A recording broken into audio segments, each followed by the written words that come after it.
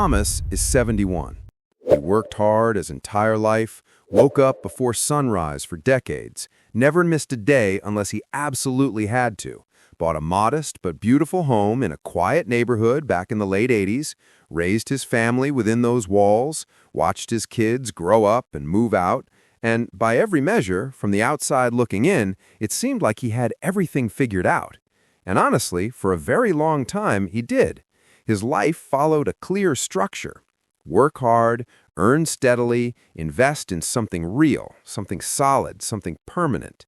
For Thomas, that something was his house. It wasn't just property, it was security, it was proof.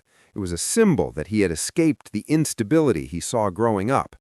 He remembered his parents moving from one rented place to another, never quite settling, always adjusting, always depending on someone else's rules. So when he got his first stable job and the bank approved him for a mortgage, he didn't hesitate. That was the goal. That was the move. And at the time, it made perfect sense.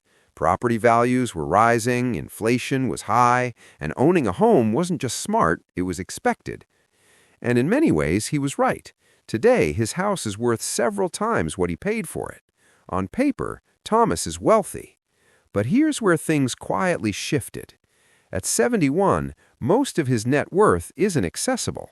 It's tied up in the very thing he built his life around. He has some savings, but not enough to comfortably support the next 20 or 25 years. The pension he once relied on isn't what it was supposed to be. And selling the house? That's not just a financial decision. That's emotional. That's leaving behind decades of memories, identity, stability.